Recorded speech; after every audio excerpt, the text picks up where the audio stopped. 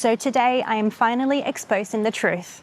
In this video, I'm going to tell you how much the Chinese government or the CCP is paying me to say amazing things about China on my YouTube channel. So I moved to China with my husband and 3 kids about 2 years ago now. And for the past year, I've been sharing with you everything about our life in China, including where we live, what our day-to-day life looks like, the cost of things, our travels, and basically everything in between. And to my surprise, I frequently get accused in the comment section for sharing content with you that it's apparently fake, not real, or that I must be getting paid by the CCP just to show you fake things about China. Let me show you some examples of the kind of comments that I've been receiving. Firstly, shame on you for lying and making propaganda for the CCP while normal Chinese people suffer. Wow, the CCP is at it again. They're flooding the propaganda videos. What did you receive from the CCP to make this video? That's CCP propaganda. I'm surprised that you're able to film this in China. I thought that filming in China was illegal. Well, if she doesn't even know what light switch works what lights, I doubt she really lives there. Very deceptive, in all honesty. The reason why I decided to share a response to these accusations today is actually due to a conversation that I had with a friend a few days ago. We were out having coffee and we were naturally just talking about some of the things that we love about living in China.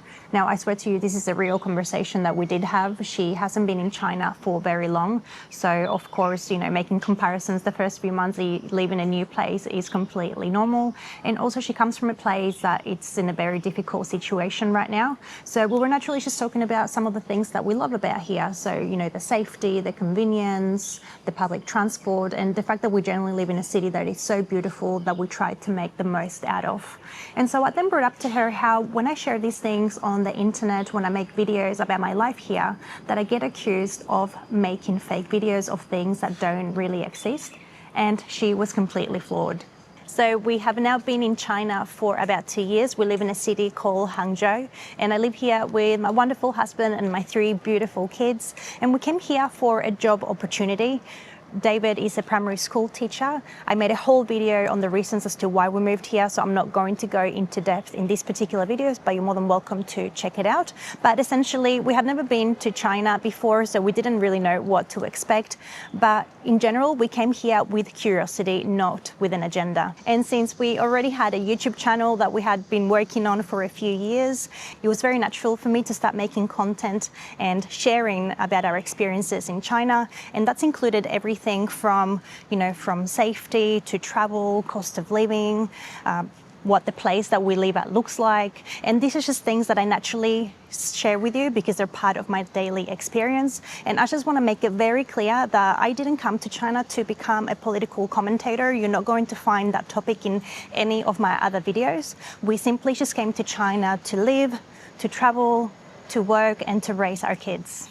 Once I started sharing our videos here in China, I have to say that they got quite a lot of traction very quickly, but everything spun out of control when I made my apartment video and I shared with everybody where I live and what it looks like. That video has now gone viral and it's got over 1 million views. And that's when the comments started to come through as well. People basically accusing me of making fake content, of being paid by the CCP. And I have to admit that at the very beginning, I thought it was a little bit funny because, I just wasn't expecting to be getting those kinds of comments. And I thought, okay, that's ridiculous. But then I started to feel like something is very, very wrong. And that's when I started to realize that whenever you put out positive content about China out there are people that genuinely believe that this kind of content just shouldn't exist, and if it does, it has been manufactured. Another video that garnered a lot of political comments in the comment section was a simple video about me going down to my parcel collection point, basically late at night.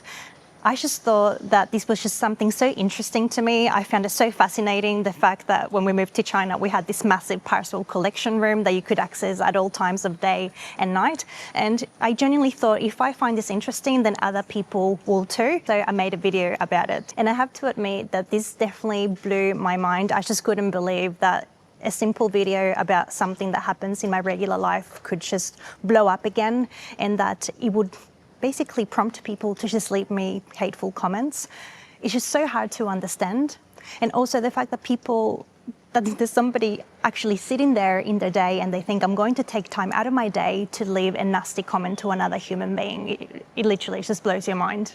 And since we're being honest, I have to admit that I didn't really think about this before I started sharing these videos about China. I wasn't coming from a place of, like I said, having an agenda or trying to make a point about anything. It was just videos about my regular life. So when I started putting up all these videos and these comments started to come through, it has really driven the point on how people are just so comfortable with seeing videos that portray China negatively, and they're happy to see that. But the moment that you share clean cities, really well-functioning transport systems, basically systems that work, suddenly you are lying and you must be paid by the CCP because these things couldn't be true. So I guess we all just need to think, why if I complain about China, this is okay, but if I have something positive to say, then I must be propaganda. The contrast is really astounding. And of course, let's make one thing clear. I am not saying that China is perfect because no country is perfect. Australia isn't perfect, the USA isn't perfect. Each country has its own pros and cons, and it will be silly to assume otherwise.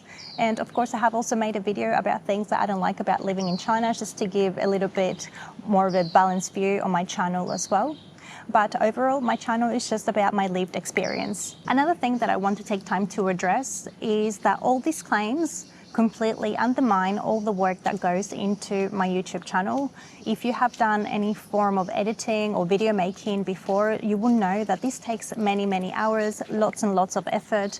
And we already have a pretty busy life. We have 3 kids. So we're just trying to survive. We're trying to live our life. On top of it, I'm trying to maintain a YouTube channel where I show our life in China. And it's a lot of work, you know, we pay for our own groceries, we pay for our own travels. There's no one else paying for all of these things. And truth be told, I have been unemployed for the past 12 years. So I decided to become a stay-at-home mum when we had our first child, Javi, who's now 12. And I haven't been back to work since. I decided to stay home to look after my children. So I guess if somebody is paying me, they definitely don't have my bank account details because I haven't received any money from them. One thing that having this YouTube channel has taught me is the importance to keep making these videos in China, getting all the positive feedback, all the comments from people telling me how curious and genuinely surprised they are to see how life actually is in China has been absolutely worth it. The reason why I share what you think are positive videos in China is because they're just part of my everyday life. They're things that surprise me, things that I wasn't expecting. And so I think if I find them interesting, then other people will too. And that's why I make videos about them. My videos are really helping to get out there a more balanced picture of what China is like. We all have our own biases. We all grew up in a world where we have things, you know, pre-installed in our brains, in our childhoods that make us think certain things. And this is why I think these videos are important. This is why I think travel is important. But if you can't travel, then YouTube is a way to see the world and learn about other cultures, other values, other places. It's absolutely worth it. Now, I'm not saying that China is perfect. I'm not saying that China is for everybody or that you should be packing your bags straight away and moving here. What I'm saying is that in general, we have had a really great experience moving to China. So glad that I've been able to carve a little space on the internet where I can show you my ordinary life so that other ordinary people can see what it's like on the other side of the world. All right, so let's answer the question, how much does the CCP pay me? The answer is nothing. Everything that you see on my YouTube channel is my own views, it's my life. Nobody tells me what to do, what to say. There's nobody out there controlling what comes out of my YouTube channel, nobody to approve my videos.